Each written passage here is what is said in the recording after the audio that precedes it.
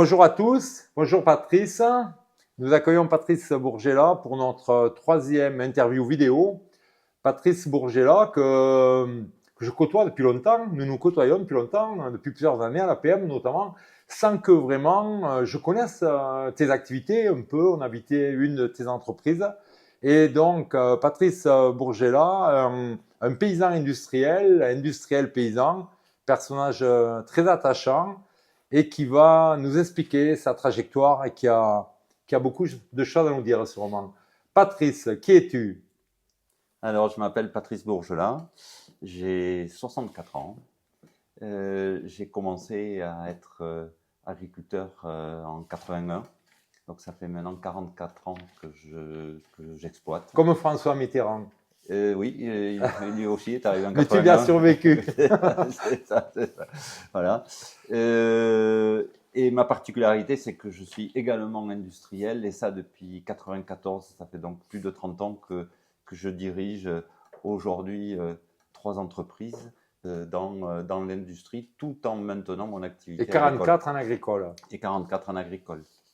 Alors, quand est-ce que l'histoire a commencé? Dans quelles conditions?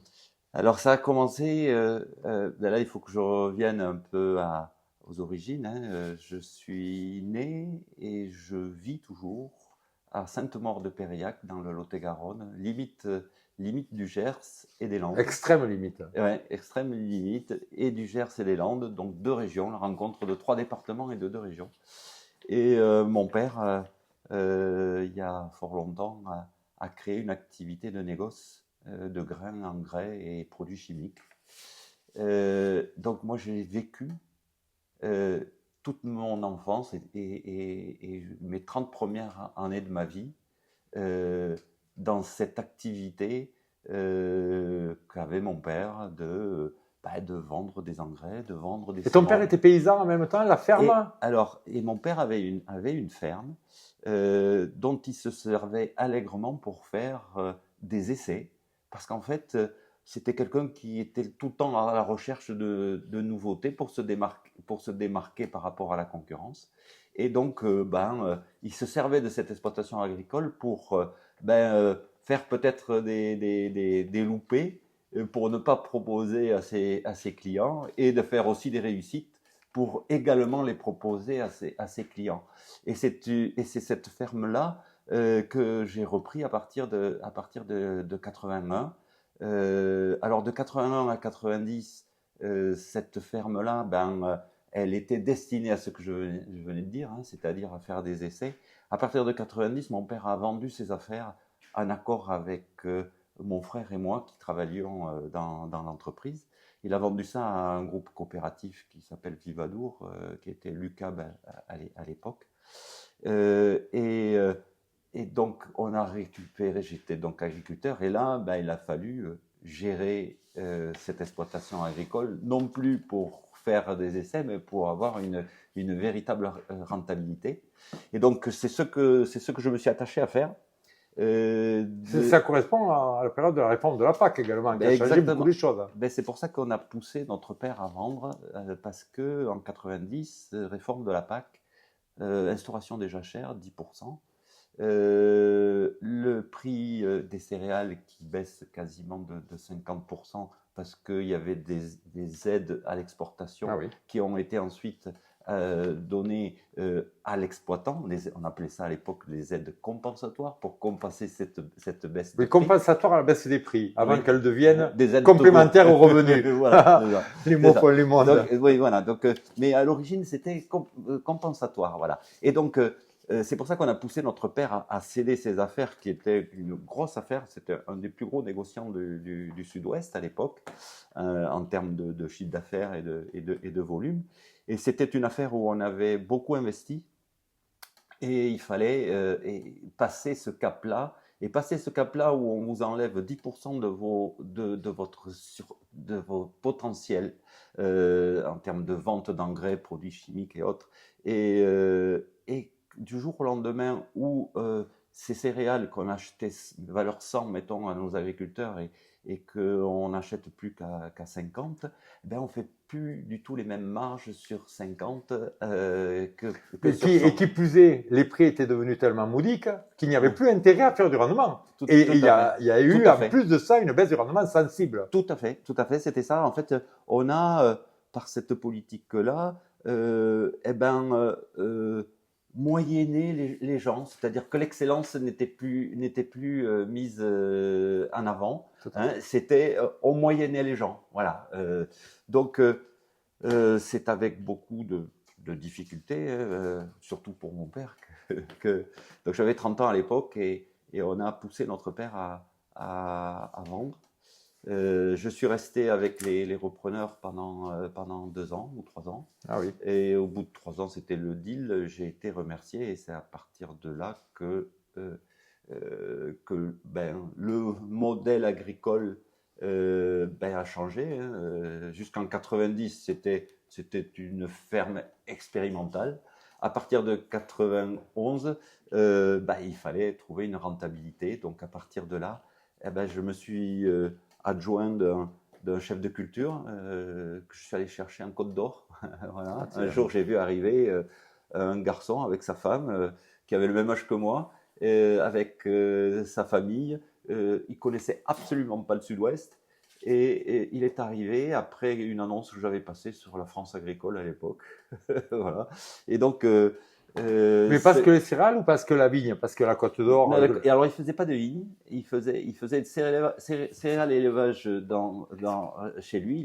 Il était en GAEC avec son frère. Et la ville de Dijon, prenant de l'expansion, il a été obligé de faire un choix puisqu'on leur avait pris des terres. Et donc, il a fait le choix de partir. Et il est arrivé dans le Sud-Ouest. C'était la première fois qu'il mettait le nez dans le Sud-Ouest. Et c'est un garçon avec qui j'ai beaucoup appris parce que c'était vraiment un agriculteur. Moi, j'ai fait des études de gestion, même si j'ai baigné dans le monde agricole depuis que je suis né. Je n'ai pas fait d'études à proprement parler en agricole. Et donc, à ses côtés, j'ai appris beaucoup. Et c'est une association. Sur l'agronomie, la partie concrète, pratique des choses? Jusqu'à démonter un tracteur à la pièce, voilà, pour changer. Non, j'ai fait de la mécanique avec lui, j'ai appris tous les métiers que l'on peut trouver dans le monde agricole. Je faisais ma comptabilité moi-même, j'allais au centre de gestion où je saisissais mes factures. Voilà, j'ai réellement fait à cette période-là le vrai métier de chef d'exploitation avec du personnel, puisqu'on avait aussi des personnels qui étaient en complément. On exploitait autour de 250 à 300 hectares. Et 11 hectares de vignes, donc c'était quand même pas mal. Alors, comment a évolué, après cette époque-là, comment a évolué l'entreprise? Quelles options ont été prises? Alors, ensuite, il y a eu, moi, mes choix. En 94, je pars faire des investissements dans le monde industriel et j'y reviendrai. Donc, c'est pour ça que, à partir de là, ce chef de culture-là, avec moi-même, on a mené à peu près de 90 à 2010. Et en 2010, il a souhaité mener une autre aventure, puisqu'il est allé chez un gros agriculteur industriel qui est après Gimont et qui fait des pop-corn. Alors tout le monde connaîtra cette entreprise-là. Voilà. Et donc il a été chef de culture là-bas. Et donc à ce moment-là, et on avait préparé, puisqu'il m'avait dit qu'il voulait faire un choix différent. Donc à partir de là, je me suis organisé de la façon suivante. J'ai un voisin qui est très viticulteur et je lui ai confié toute la partie viticole, c'est-à-dire que il fait quasiment tous les travaux Il n'y a qu'une chose qui fait passer les ventes, c'est moi qui m'en occupe. Voilà. Et sur la partie céréales, j'ai d'abord travaillé avec euh, les Sescati qui sont sur Mézin, Ah oui. qui sont de gros agriculteurs et qui aujourd'hui ont des serres sur le Marmandais. Oui. Et depuis 4-5 ans, c'est deux frères Copy, qui sont également sur le Mézinet, qui ont repris et qui, eux, s'occupent de toute la partie céréale en mandat de gestion. D'accord. Voilà, donc c'est comme ça que l'exploitation est menée. L'objectif de l'exploitation aujourd'hui, c'est de garder les structures telles qu'elles est pour un jour céder. C'est une exploitation qui est viable comme ça, hein, qui fonctionne. Mais ton objectif pour l'instant, c'est de la maintenir. Pour l'instant, c'est de le maintenir tel que c'est. Voilà.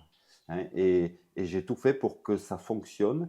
Alors moi, mon premier métier, c'était quand même de vendre des céréales. Hein, donc je sais faire des ventes à terme. C'est un métier que je maîtrise, hein, puisque c'est mon premier métier. Donc la partie exploitation agricole, c'est comme ça que c'est géré à ce jour. Et pour l'instant, c'est comme ça que je souhaite que ça continue. D'accord. Et Patrice, tu nous as parlé de ta prise de conscience à peu près à 50 ans. D'enclencher un processus, je me souviens que nous avions eu une séance de codev là-dessus au sein de l'APM, d'enclencher un processus pour préparer la vie après toi et tes entreprises. Et tu veux nous parler de ça? Oui, je peux. En fait, j'avais deux objectifs. C'est m'occuper un peu de moi et de ma famille. Donc prendre du temps pour moi et ma Donc famille. il fallait en dégager.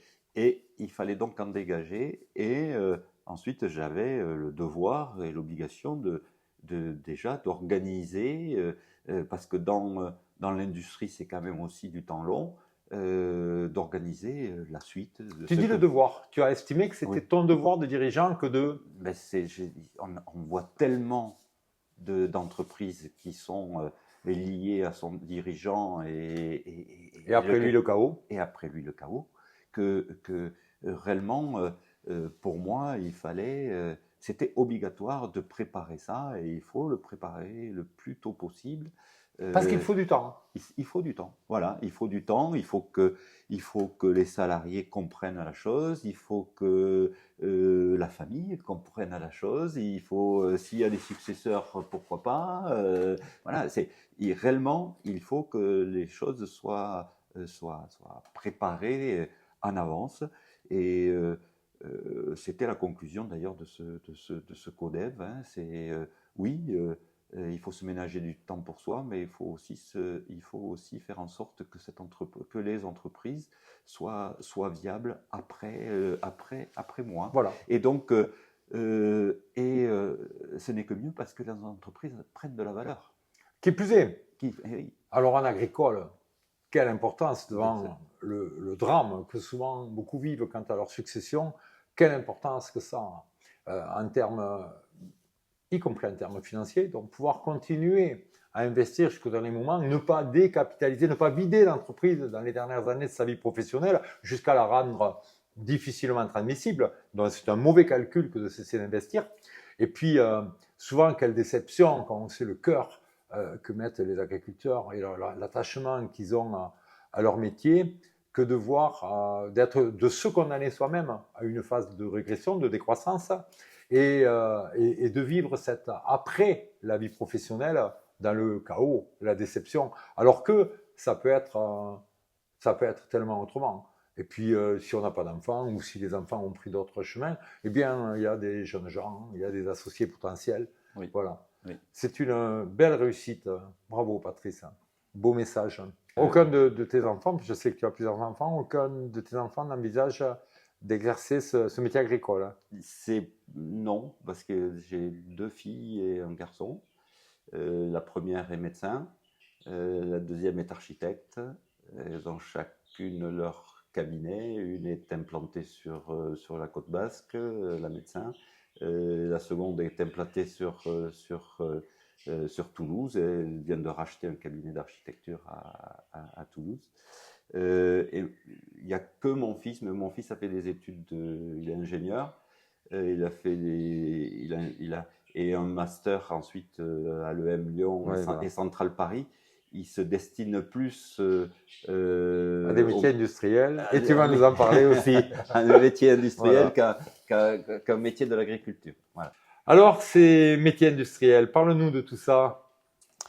Alors mon métier industriel, oui, il y a eu cette fracture en 93, hein, d'abord la vente en 90, fin 90 des affaires de mon père. Jusqu'en 93, je suis resté avec les repreneurs, donc Vivadour. En 93, me voilà dans une situation où je dois me consacrer soit à 200% sur l'exploitation agricole, soit essayer de faire autre chose, quoi. Voilà. Donc, donc je suis à l'écoute de ce qui peut se présenter par les relations qu'avec mon père et autres, et des cabinets d'expertise comptable, commissaires aux comptes et autres. On essaye de voir qu'est-ce qu'il y a comme activité qui serait susceptible de me convenir. Moi, ce que je cherchais, c'est quelque chose qui soit une activité qui soit sur une niche de marché. Et en 93, donc,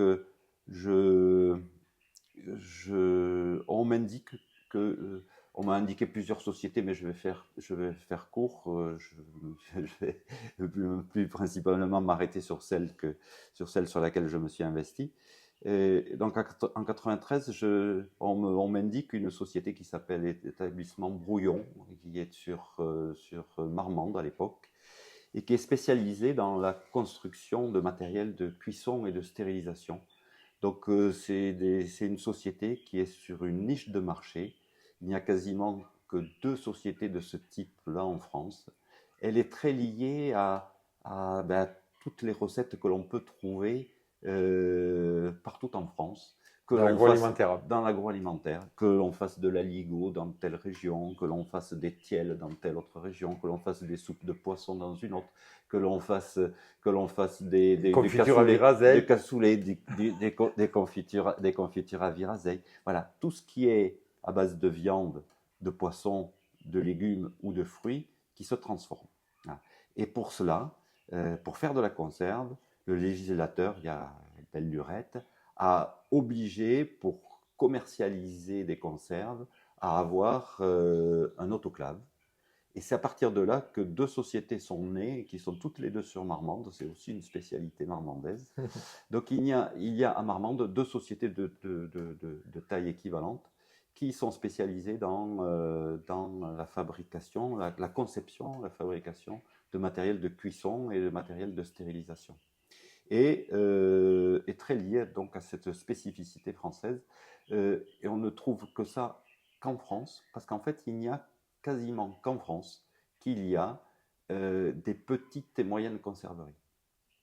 Hein, si on va sur le marché nord-américain, ça n'existe pas. Si on va, il n'y a que là où la France a été, on en trouve sur l'Afrique du Nord, parce que la France a été présente. Et voilà, dès que des Français se sont exportés, c'est là où on peut trouver l'équivalent. Sinon, on ne trouve pas. Hein, voilà, on trouve des grosses conserveries, mais on ne trouve pas de la petite et moyenne conserverie. Et donc cette société, la Brouillon, qui à l'époque présentait quelques difficultés, on me l'avait indiqué, je m'y étais présenté pour leur dire voilà, j'ai du temps, j'ai quelques compétences, est-ce qu'il y aurait possibilité de faire quelque chose ensemble? Ça a été un refus net d'entrée. Et puis 6 mois après, j'ai appris qu'elle était en liquidation judiciaire. Et donc je me suis positionné pour la reprendre. Donc là, ça a été montage d'un dossier pour reprise d'entreprise en difficulté. Et donc, tu l'as reprise à la barre du tribunal ou dans les négociations préalables? Non, je l'ai reprise à la barre du tribunal et même plus difficile que ça, c'est que ma proposition n'a pas été retenue parce qu'elle était moins disante que la proposition de notre entrepreneur. Et voyant ça, je l'ai contacté, cet entrepreneur-là, et je lui ai dit, voilà, moi j'ai du temps, je connais maintenant un petit peu cette entreprise-là parce que j'ai travaillé dessus. Ça serait peut-être intéressant qu'on y aille ensemble. Et à cette époque, il a dit banco, puisqu'il dirigeait, lui, une autre entreprise dans le secteur. Et il m'a dit banco, et on a fait une chose qu'on m'avait interdit de faire à l'école, c'est qu'on a fait un parfait 50-50. Ah, le 50-50. Ouais. On a fait un parfait 50-50. Avec quand Donc même, tu as la culture du consensus. avec quand même un pacte d'actionnaires qui permettait quand même de sortir. La loi dans la loi. Voilà. Donc, le tribunal nous a vendu, ou voilà, on a racheté à la barre du tribunal cette entreprise-là, où on est parti à deux. Et là, je me suis investi à fond dans cette entreprise-là de 95 jusqu'à aujourd'hui. Une des péripéties marquantes, c'est en 2002 où j'avais l'impression de travailler beaucoup et de faire beaucoup, et que mon associé n'en faisait pas beaucoup. Faisait pas beaucoup ou beaucoup moins que moi en tout cas. Et donc, ça a été une des périodes, je pense, les plus difficiles de ma vie. C'est que j'ai actionné le pacte d'actionnaires, sachant que celui qui l'actionne, il est obligé de s'engager sur un prix de rachat, et que l'autre peut racheter au prix annoncé. Voilà. Donc, ça voulait dire que je pouvais pas sous-évaluer, parce que c'était le vrai boomerang. C'est qui tout double. C'est qui tout double. Voilà. Donc, mais ayant la confiance de l'équipe, des salariés, puisque moi j'y étais tous les jours, hein, lui venait 1 à 2 fois par semaine, mais c'était pour me parler de son autre entreprise, alors que moi je voulais absolument parler de celle-ci. Donc en fait, au final, il s'est désisté, et j'ai pu donc reprendre 100% des actions de cette société. Ça a été une période un peu compliquée pour moi, parce que c'était un moment quand même où j'avais d'autres soucis par ailleurs. Et tu ne te nourris pas du conflit. Mais non, d'abord j'évite les conflits. Ça fait partie de ma culture. D'abord, dès qu'il y a un différend, j'interviens jamais sur l'instant. Moi, il me faut analyser, et ce n'est qu'après que j'interviens. Donc, et ensuite, je ne suis pas dans le conflit. Je pense que dans le conflit, on perd pas mal de ses moyens. Et le but, c'est justement, dans des situations comme ça, il faut avoir les idées claires, quoi. Voilà. Et quand on est dans le conflit, on y échappe. Donc, Brouillon est devenu Brouillon Process. Et donc, Brouillon Process, c'est au moment de la reprise. D'accord. Pourquoi ? Parce qu'en fait, je ne vais pas expliquer pourquoi elle avait été mise en liquidation, mais c'est parce qu'en fait, c'est une entreprise avec de très gros savoir-faire. Ils ont voulu aller sur des marchés qui n'étaient plus leur marché. Ils ont voulu aller sur le traitement d'eau, parce qu'ils ont multiplié par 3 ou par 4 le bureau d'études. Et là, ils se sont confrontés à des sociétés beaucoup plus grosses qu'eux, et c'est ça qui les a fait perdre. Moi, ça a été relativement simple. Je me suis recentré sur le métier de brouillon. Je l'ai appelé process parce que ce que je voulais, c'est aller vers du process, hein, c'est-à-dire qu'on fait de l'adapté, on fait pas de série. En fait, c'est une entreprise de 30 personnes c'est comme si on avait 30 artisans qui avaient eu l'intelligence de se regrouper pour avoir un service commercial, un service financier, un service. Donc c'est réellement de l'artisanat, mais c'est de l'artisanat organisé, quoi. Voilà. Avec 3 gros métiers.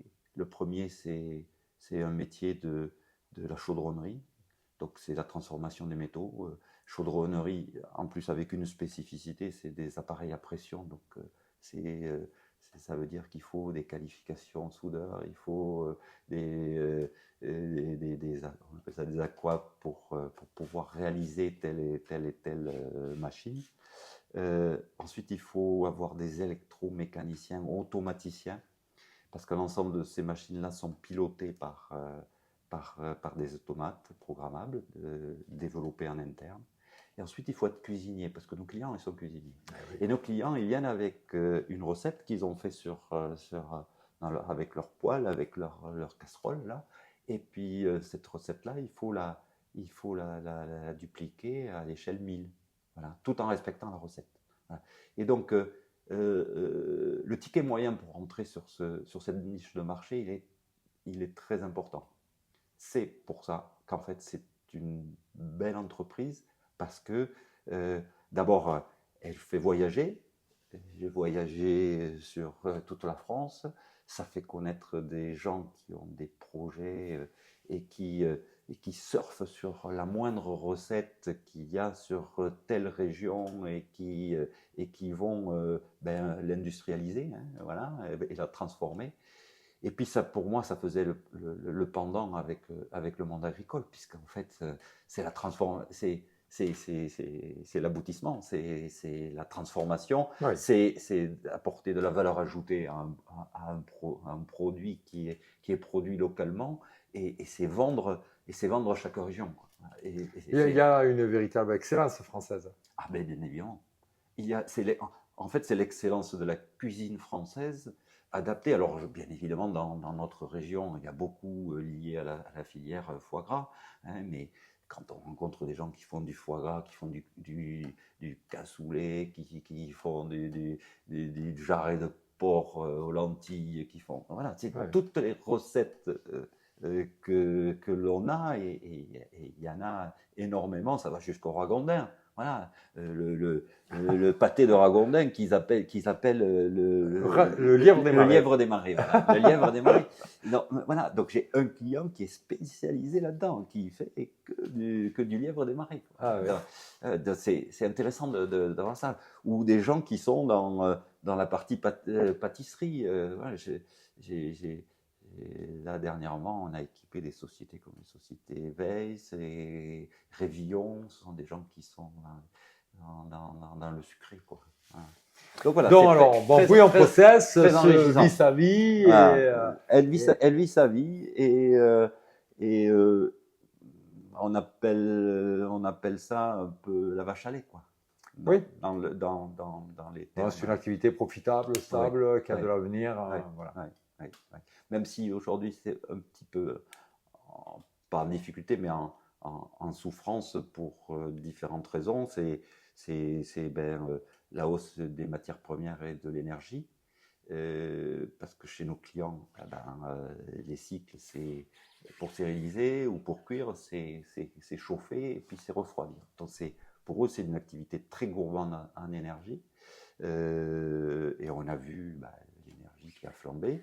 On a vu des emballages, que ce soit verre, métallique, plexi, enfin tout ce qui est plastique et autres qui ont flambé. Ça, c'est le premier point. Ensuite, le deuxième point, c'est que les taux d'intérêt et la difficulté d'accès au crédit, avec des projets qui étaient viables avant, qui le sont moins aujourd'hui. La stabilité politique d'aujourd'hui ne favorise pas. C'est propre à tous les secteurs de l'économie. Parce que pour mes clients, ce sont des investissements, donc s'engager sans savoir s'ils vont avoir les aides, parce qu'il y a des aides sur les investissements, ils ne savent pas s'ils vont les avoir. Il y a beaucoup d'impôts dans ce pays, mais il y a des aides. Oui, voilà, c'est ça. Mais ils ne savent pas quand et comment et à quel niveau ils vont les impôts, si. Si, ça oui. Et après, il y a un dernier point qui que j'ai analysé là et qui fait que c'est aujourd'hui un petit peu plus difficile que les années précédentes, c'est que c'est le marché bio. Je me suis aperçu qu'il y a encore 3 ans, 4 ans, plus de 50% des matériels que je fabriquais étaient destinés au marché bio. À ce jour, il n'y en a plus. Il n'y en a plus ou peu. Ou peu. Voilà. Donc, tout ça mis bout à bout explique qu'il y a une baisse d'activité Période un peu basse. en 2024.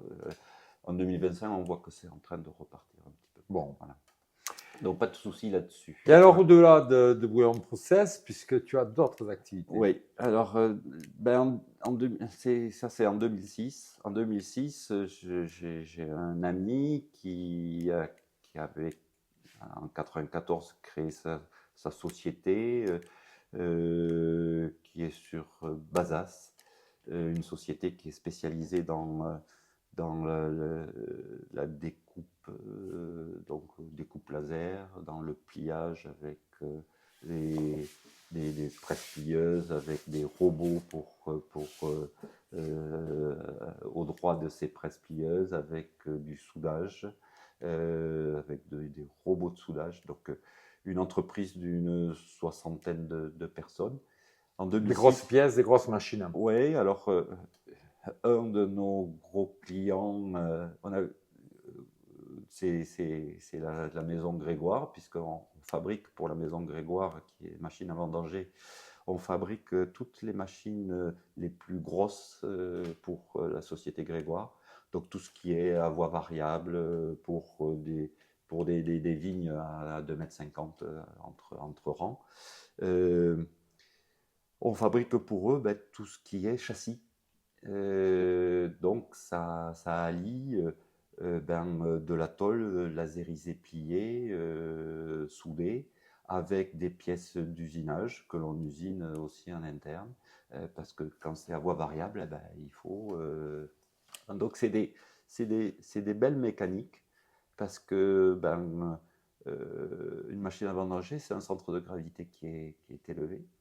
Ça travaille dans des conditions, des fois, de dévers, de terres humides et autres. Donc, elles sont très souvent sur les grosses, elles sont 4 roues indépendantes motrices. Donc, c'est quand même au niveau du châssis et de toute la structure mécanique, mécano, c'est quand même quelque chose de complexe. Et c'est le savoir-faire de cette entreprise-là. On a d'autres clients. On avait par exemple un gros client qu'on a perdu. C'était la société Palfinger. Ça doit parler aussi aux agriculteurs, parce que tout ce qui est bras articulé, on fabriquait pour Guima. Guima Palfinger. Palfinger étant la société autrichienne qui a racheté Guima il y a 25 ans ou 30 ans. Et ces gens-là, du jour au lendemain, ils nous ont dit qu'ils avaient des usines en Bulgarie, des anciennes usines de la Deuxième Guerre mondiale, et que tout ce que l'on faisait pour eux, et ça représentait 40 à 50% du chiffre d'affaires à l'époque, et tout ce qu'on faisait pour eux, ils le transféraient en Bulgarie. Donc ça a été assez complexe. Alors comment on réagit là? On réagit là. Alors on réagit parce que c'est quand même une grosse entreprise. Nous, on est à notre échelle une petite entreprise. On va avoir un juriste, bien évidemment. Et là, on bloque tout. C'est-à-dire qu'en fait, quand ils nous annoncent ça, on fait le bras de fer, on bloque toutes les livraisons. Donc c'est à double sens, parce que s'ils nous laissent tout, parce qu'en fait, ils arrêtaient tout et ils nous reprenaient pas ce qui était en cours. Les encours et les stocks dédiés. Ah oui. Parce qu'on achetait par exemple les crochets qui viennent, c'est des pièces moulées. ces pièces moulées-là, on les achetait pour leur compte, mais c'était que pour Guima. Hein. On ne pouvait pas aller les monter sur des bras pour Dalby ou pour autre. Hein. Donc on a, et ben dans ce cas-là, c'est le bras de force. Hein. Alors, il y a des règles juridiques. Hein, c'est que dans ce cas-là, surtout quand ça représente un chiffre d'affaires important, on pouvait bien évidemment se retourner contre eux. On aurait eu de gain de cause, mais on aurait été mort entre-temps. Donc l'objectif, c'était réellement Négocier. de négocier et le mieux possible. Et là, j'avais un ami avocat sur Toulouse qui a été très bon, qui nous a très bien aidé dans cette affaire-là pour nous sortir de ce faux pas et de cette situation. Mais quand on t'annonce ça, bon, là, tu penses que tu vas tout laisser tomber, quoi, et que c'est terminé. Hein, voilà. Donc, ben, il a fallu le remplacer. Donc là, on a pris notre bâton de pèlerin et puis on est allé taper à la porte d'autres clients. Que vous avez trouvé? Et on a petit à petit retrouvé des clientèles dans d'autres secteurs d'activité, dans le bâtiment, dans la machine-outil. Et petit à petit, on a redressé et on a réussi à se maintenir. On avait à l'époque un petit peu baissé la voilure et ensuite on a redressé la situation. Après, autre fait marquant sur cette entreprise-là, c'est que en 2020, on rachète une entreprise qui est sur le Lot-et-Garonne, qui est à Lavardach, qui est la société Cruanas. Très belle entreprise, je l'appelle la belle endormie parce que le père Cruanas était un génie. Ça a été le premier client de mon associé, puisque et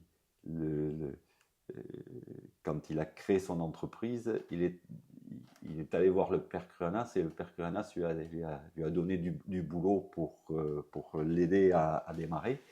Et il avait appelé son lieutenant en lui disant au petit là, en parlant de mon associé, il faut lui donner quelque chose, on va lui payer avant même qu'il nous ait livré les pièces. Et il est allé chercher son chèque et il est allé chercher son chéquier et puis il lui a fait compte rond pour lui dire tiens allez vas-y démarre. Et puis voilà, donc quand en 2020 on a racheté cette entreprise là, c'est bien évidemment c'est une histoire, c'est une boucle. Sauf qu'on ne savait pas en 2020 qu'on allait avoir le Covid. Et donc, on a racheté au 1er janvier 2020 et on a pu rentrer dans l'entreprise qu'en juin 2020. Belle endormie, pourquoi? Parce que pas mal de péripéties après Monsieur Cranas avait 3 enfants, 2 filles et un fils. Le fils a dirigé l'entreprise. Et ses sœurs ont jugé qu'il fallait le mettre dehors, ce qu'elles ont fait. Et une des deux s'est sentie obligée ensuite de reprendre les rênes sans avoir L'expérience du métier. Ouais, l'expérience du métier et autres. Elle a assez bien mené sa barque, mais en vivant sur les acquis, il faut savoir que c'est quand même une entreprise qui a créé tout le process de la transformation du tabac, quoi. C'est de la réception du tabac jusqu'à l'expédition des ballots. Toutes les machines qui sont là ont été créées par cette société-là. Hein, et donc leurs clients, c'était les Seita. Et à partir du moment où les Seita sont devenus ce qui sont devenus, il a fallu rien. C'est-à-dire rien. Il a fallu qu'elle se reconcentre sur autre chose. Et elle est partie sur de la machine spéciale des choses assez intéressantes. Par exemple, il y a des machines qui fabriquent toutes les caisses bois pour remettre les bouteilles. Voilà. Ah oui. Ça, c'est une spécificité. C'est la seule entreprise en France et au monde à faire ce type de machine automatisée. Hein, voilà. C'est ensuite une entreprise qui était beaucoup sur le milieu de la défense. Et 2022, événement important, c'est la Russie qui envahit l'Ukraine. Et à partir de là, les choses changent complètement. Les budgets au niveau des armées évoluent. Et depuis 2022, cette entreprise-là qui est devenue un atelier pour les différentes DGA est en très grosse progression parce que on a un boulot. Tout le monde a entendu qu'on n'avait plus de poudre en France. On a relancé une poudrerie à Bergerac. Là, on refait à Biscarrosse, c'est un centre où on fait des essais de tir et on refait toutes les lignes de tir de Biscarrosse. Donc, c'est des marchés d'État sur lesquels cette entreprise-là s'est spécialisée. Et donc, à ce jour, les grands secteurs d'activité de cette entreprise-là, c'est la défense et le spatial, parce qu'en fait, c'est intimement lié, quoi. Le spatial aujourd'hui, c'est observé, donc c'est pour le côté militaire. Donc, globalement, je dirais ce groupe qui s'appelle le groupe Sotocast, qui comprend donc deux sociétés. La première dont j'ai parlé, Sotomeca, et la deuxième, Cruanas, est aujourd'hui travaille toujours sur la partie agricole Grégoire, beaucoup maintenant sur la partie défense et sur le spatial, et également le bâtiment encore un peu. On fait par exemple tout ce qui est pour des portes techniques, toutes les âmes que l'on vient pour des portes coupe-feu, anti-effraction. On fait tout ce qui est métallique qui s'insère entre les éléments de bois. Donc voilà, donc c'est un ensemble, un ensemble industriel qui est conséquent, puisque c'est grosso modo 130 emplois. Sur la partie Sotocast, j'ai mon associé qui aujourd'hui a ses 3 fils qui sont et une belle-fille qui est dans l'entreprise. Donc ça m'a permis depuis quelques années de lever un peu le pied de ce côté-là. Et également sur Brouillon Process, j'ai fait rentrer un directeur général il y a 4 ans aussi, 5 ans. Parce que je m'étais écrit il y a 10 ans ou il y a 15 ans. Je sais que ça fait partie de tes questions, alors j'anticipe. Mais je m'étais dit il y a 10-15 ans qu'il fallait déjà que j'organise ma sortie. Et pour ça, j'avais fait un codev avec l'APM, et c'était là-dessus. Et le but était de donner à ces entreprises-là la capacité d'exister sans qu'elles soient complètement tributaires du dirigeant, pour différentes raisons. D'abord, pour que moi, je puisse prendre du temps pour faire autre chose, parce que j'ai envie de faire plein de choses, voilà. et je le fais. Hein. Et ensuite, ça donne de la valeur aux entreprises à partir du moment où elles ne sont pas complètement tributaires du dirigeant. Du dirigeant, bien sûr. Voilà. Donc ça fait partie des objectifs que je m'étais donné il y a 10-15 ans. Et puis il y a 10-15 ans, je me suis dit qu'il fallait que je pense à moi et qu'il fallait que... Oui, mais que tu penses à toi, toute chose faite est bien faite. Et oui, et que je pense à moi et que je m'occupe de moi et que je m'occupe de ma famille parce que j'ai mes enfants qui, depuis ont bien évolué et autres. J'ai maintenant des petits-enfants. Donc, je veux m'occuper de ça. Puis, je voulais aussi. J'aime plein de choses. J'aime le rugby, j'aime la chasse, j'aime. Le rugby, ça va te prendre moins de temps de le voir que de le Oui, jouer. oui, oui, mais j'aime les corridas et puis j'aime aussi beaucoup la nature. Et voyager. Et non, voyager, c'est surtout, j'aime courir. Voilà. Je me suis mis à faire de la course. J'ai démarré en 2010. Hein, en 2010, j'ai pris le pari que je pourrais, à 50 ans, faire des courses qui exigeantes. Surhumaine.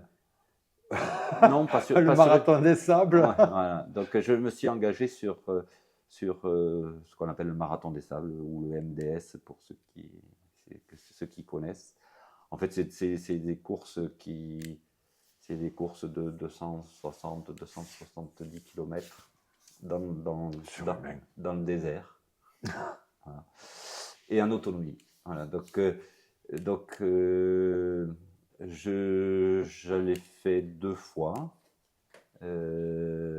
J'ai essayé ensuite de faire une course équivalente, c'était aux États-Unis, dans la vallée de la mort, pareil, le même type de course. C'est enchaîner 6 marathons sur 6 jours, avec 10 à 15 kilos sur le dos.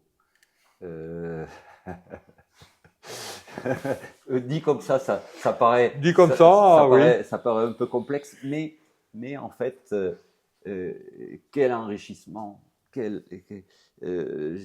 pu me prouver qu'il fallait avoir confiance en soi, que d'abord j'étais très résistant, c'est ce que dans les affaires et autres j'ai pu constater. C'est que je suis endurant. Voilà.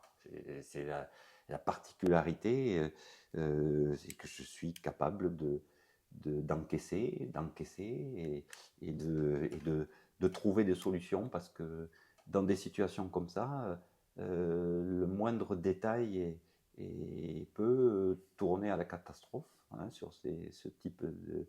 Et on a à peu près la même chose sur l'entreprise. Alors sur l'entreprise industrielle, c'est plus simple parce que bien que tu nous as fait état de difficultés, de troublés quand même. Oui, hein. On perd un client, mais il faut se remonter les manches pour aller en chercher d'autres. Oui. En agricole, c'est plus complexe. Quand on perd une récolte, il faut attendre l'année suivante. Et quand on se trompe sur des cultures pérennes, un mauvais cépage, oui, ou un mauvais porte-greffe, c'est beaucoup plus complexe. Donc, ce métier de l'agricole est un métier qui, à partir du moment où on est passé par là, je pense qu'on est capable de tout faire, quoi. Voilà. C'est pour moi un des métiers les plus exigeants, les plus complexes et les plus subtils. Voilà. Il faut maîtriser quasiment tous les éléments pour exister. Et fort de ça, je pense qu'on peut aller sur plein d'autres métiers, quoi. Ah, alors tu sais que ton prédécesseur, Stéphane Ono, à la fin de son intervention l'autre jour, a posé une question. C'est une tradition depuis la dernière fois d'ailleurs, simplement. Et alors il voulait te demander, mais ton parcours sur ces 2 types d'activités, alors qu'est-ce qui te nourrit, qu'est-ce qui est essentiel à chacun? Et alors, question accessoire, lequel préfères-tu les 2 si tu devais choisir? Mais ça, tu n'es pas obligé de répondre, puisqu'on peut... pourquoi choisir l'un ou l'autre? Mais non, mais je ne choisis pas. Tu dis, voilà. Mais je ne veux pas choisir. D'ailleurs, la preuve, c'est que je continue les 2. Et oui. Je prépare sur les 2 terrains ma sortie, mais mais je veux absolument pas arrêter l'un et l'autre, quoi. Voilà, je pense que les deux, je me nourris des deux. Et l'agricole a toujours été mon refuge quand j'ai eu des difficultés au niveau industriel, quoi. Voilà. Ce que tu as trouvé de valeur nécessaire à réussir en agricole, tu as pu l'appliquer ailleurs. Oui, Ça oui. t'est apparu nettement, ça. Oui, parce que j'ai tout fait dans l'agricole. J'ai démonté les moteurs, j'ai tout fait. Saisir ces pièces comptables, c'est hyper important. Ça permet de comprendre comment fonctionne un compte d'exploitation, un bilan, la liaison entre le compte d'exploitation et le bilan. C'est le modèle agricole qui m'a permis de comprendre comment on pouvait lire un bilan, hein, et comment on peut analyser la situation d'une entreprise, quoi.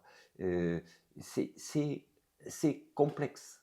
C'est complexe. Parce que tu avais les mains partout. Donc, oui. tu savais ce que chaque chose signifiait, de fait, Oui. que tu traitais de A à Z.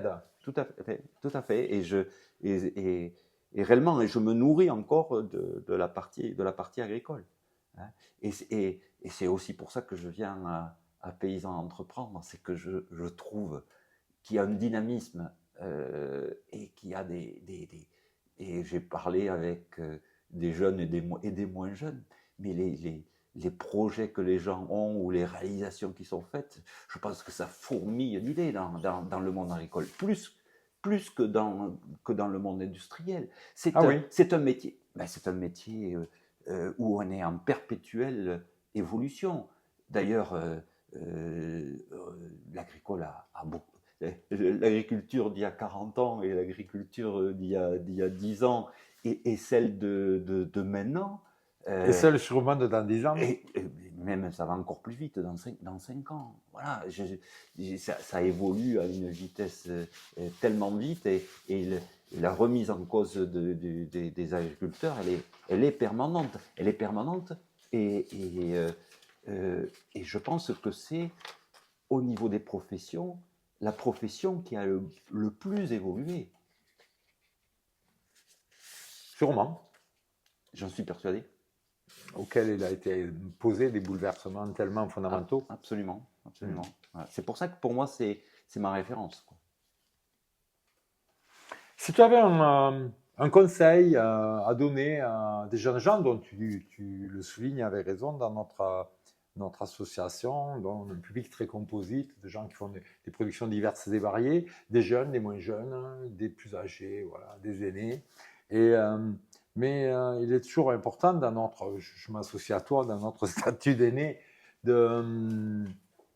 d'apporter sûrement de la rassurance, des messages. Je crois que les gens qui sont là, qui sont avec nous, sont des gens ouverts, sont des gens curieux, animés par le progrès, et donc sûrement sensibles au message. Alors, qu'est-ce que tu dirais là-dessus? Tu aurais un message, un conseil? Je n'ai pas de conseil à donner, mais moi, ce que je dirais, c'est qu'il faut oser. Il faut oser, et pour oser, il faut avoir confiance en soi, quoi. Hein? Donc, soyez conscient de vos capacités, de ce que des difficultés de ce métier qui permettent d'oser. Voilà. Il faut oser, il faut se lancer, quoi. N'ayez pas peur, on peut le dire. Bon, c'est un peu un pape qui a dit ça, mais oui. ce message non, est au-delà de lui. N'ayez pas peur. Il n'y a pas à avoir peur, osez. Voilà. Au pire, vous allez vous tromper alors. Et alors? Voilà. Donc il faut oser. Je pense que un chef d'entreprise, c'est avant tout quelqu'un qui a confiance et qui se projette et qui s'engage, quoi. Il faut de l'engagement, il faut oser, il faut de la confiance. Ayez confiance en vous, quoi. Voilà.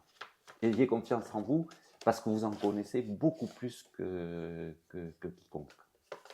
N'est-ce pas là, nous avons une culture un peu commune, toi et moi, puisque nous avons partagé à l'APM et nous étions deux des trois, ou les deux seuls agriculteurs. Alors toi, oui. pour partie, moi Ouais. totalement. Ouais. Et n'est-ce pas ce message essentiel qu'a à donner aux agriculteurs? Arrêtez avec votre complexe vis-à-vis des autres. Arrêtez. Vous savez faire plein de choses. Bien sûr. Vous êtes sur un métier tellement riche.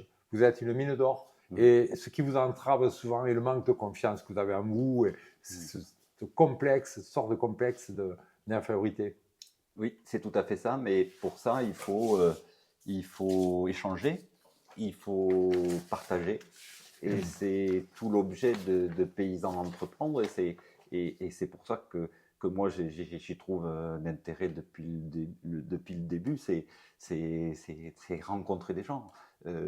Non pas parce que aujourd'hui je suis plutôt en roue libre, mais savoir que il y a des projets, qu'il y a des gens, ils fulminent d'idées, ben, il faut le faire, quoi. Voilà, il faut y aller.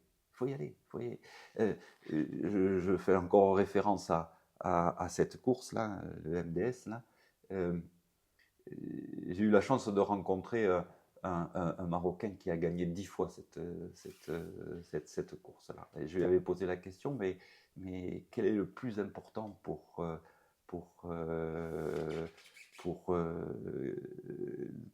faire cette épreuve-là? Il m'a dit, il n'y a qu'une chose, il faut s'inscrire. Parce qu'une fois qu'on est inscrit, on est obligé. Voilà. Donc, dans tout engagement, il faut s'inscrire. L'engagement oblige ensuite. L'engagement oblige. Et il faut en parler aux autres, parce que ça oblige. Oui. Ah. Et ça entraîne. Et ça entraîne. C'est un cercle très vertueux. Oui, c'est très vertueux. Donc voilà, osons et ayons surtout confiance en soi, quoi. Bon, merci Patrice. Notre entretien va vers sa fin. Notre prochaine vidéo sera l'interview de Gilles Bertrand-Dias, directeur général de Rougine, un personnage très haut en couleur, très, très intéressant, très complexe, très subtil. Tu le connais assez peu. Quelles questions souhaiterais-tu lui poser?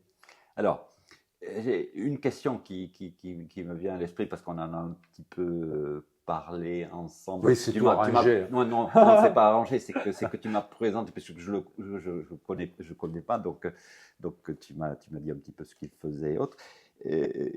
Moi qui suis issu du monde de l'entrepreneuriat et indépendant, parce que mon père était négociant et indépendant. Et à l'époque, ça voulait dire quelque chose. Et que ses concurrents, c'était des coopératives.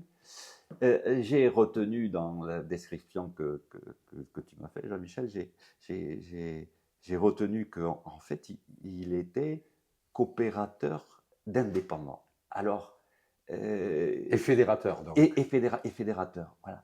Alors, c'est une autre vision que j'ai de la coopérative qui n'est pas... Donc, tu aimerais bien l'entendre sur ce thème. Voilà. Donc, ta question.